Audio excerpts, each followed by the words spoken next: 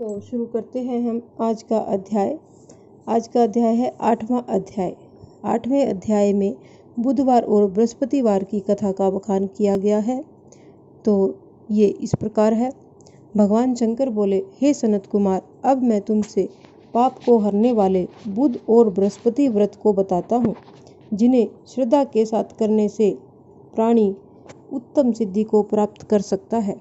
ब्रह्मा जी ने चंद्रमा को ब्राह्मणों के राज्यासन पर अभिषिक्त किया था।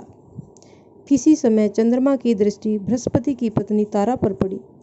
तारा रमणीय रूप लावण्य संपन्न स्त्री थी, यानी वो बहुत सुंदर स्त्री थी। चंद्रमा उसके रूप लावण्य पर मोहित हो काम के वश में हो गए। चंद्रमा ने देवताओं की गुरु पत्नी को जबरदस्ती अपने घर में रख लिया। कुछ काल पश्चात उसे एक पुत्र पैदा हुआ। पुत्र का नाम बुध रखा गया। बुध विद्वान, रूपवान तथा सर्वगुण संपन्न था। देवगुरु बृहस्पति अपनी पत्नी को खोजते हुए चंद्रमा के निवास पर पहुंचे। वहां उन्होंने अपनी पत्नी तारा को देखा।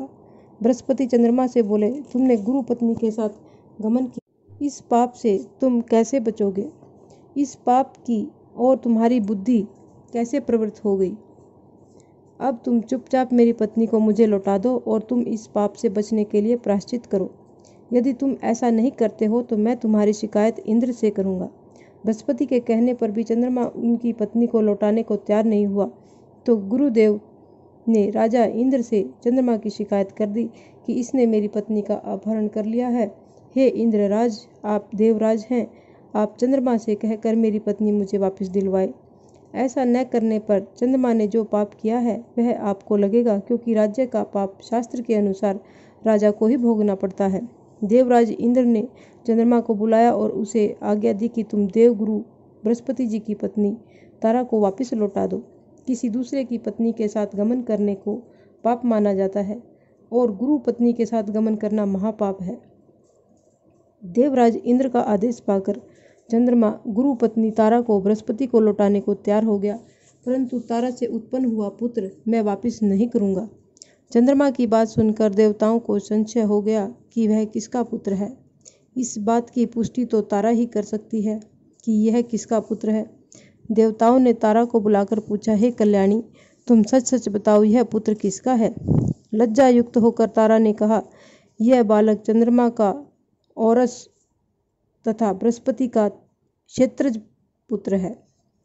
अब जिसको ठीक समझे उसे इस बालक को सौंप दीजिए। तारा की बात सुनकर बालक बुध को चंद्रमा को सौंप दिया गया। इससे गुरु बृहस्पति खिन्न हो गए। उन्हें खिन्न देखकर देवों ने दोनों को वर दिया। चंद्रमा से कहा, यह तुम्हारा पुत्र है, अब तुम घर जाओ। चंद्रमा तथा बृहस्पति पुत्र बुध ग्रह होगा। हे आचार्य, और भी शुभ वर को ग्रहण करो। जो प्राणी दोनों को मिलकर एक साथ व्रत करेगा उसे सब सिद्धियों की प्राप्ति होगी। भगवान शिव के प्रिय मास श्रावण में जो लोग बुध और गुरुवार के दिन अर्चना करेंगे उनके खजाने भरे रहेंगे तथा उनका क्षय नहीं होगा। नैवेद्य दही भात से दोनों मूर्तियां लिखनी चाहिए। जो दोनों मूर्तियों को झूले पर रखकर अर्चन करता है वह दीर्घायु तथा संपूर्ण गुणों से युक्त पुत्र प्राप्त करता है। पाकशाला में लिखकर अर्चना करने से पाक वृद्धि और देवागार में लिखकर अर्चना करने से देव की दया होती है। सोने के कमरे में लिखकर अर्चना करने से पत्नी का वियोग कभी नहीं होगा। इस प्रकार यथास्थान पर उसका फल प्राप्त होगा।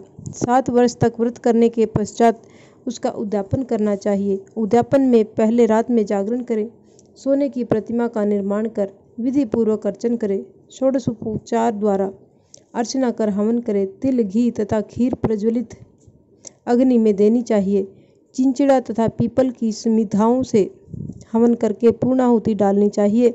इसके बाद मामा भांजे को भोजन कराकर अन्य ब्राह्मणों को भोजन कराना चाहिए। ब्राह्मणों को दक्षिणा देकर तथा उन्हें हाथ जोड़कर विदा करने के बाद स्वयं भोजन करना चाहिए। इस प्रकार 7 वर्ष तक व्रत करने वाला प्राणी सब इच्छाओं को प्राप्त कर लेता है। जो विद्या की कामना करता है उसे विद्या की प्राप्ति होती है। वह वेदों और शास्त्रों का मर्म जान लेता है। उसे बुद्ध ज्ञान एवं गुरु बृहस्पति गुरुता प्रदान करते हैं।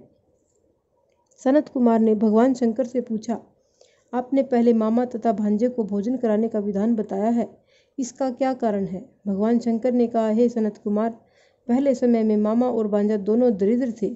एक दिन दोनों भोजन के लिए घूमते फिरते एक सुंदर नगर में पहुंच गए। उन्होंने वहां प्रत्येक मकान में श्रावण के महीने में प्रत्येक वार का व्रत करते लोगों को देखा, परंतु बुध और बृहस्पति का व्रत करते किसी को नहीं देखा। दोनों मामा भांजे ने बहुत समय तक आपस में विचार किया कि सब जगह सूर्य और अन्य वारों का ही व्रत किया जा रहा है, परंतु बुध और बृहस्पति का व्रत देखने को भी नहीं मिल रहा। अतः हम दोनों बुध और गुरु का व्रत करें तो अच्छा रहेगा, क्योंकि अभी तक किसी ने भी इन दोनों वारों का व्रत नहीं किया है। यह अनुष्ठित व्रत है, हम करेंगे। लेकिन विधि विधान न जानने के कारण दोनों संशय में पड़ गए।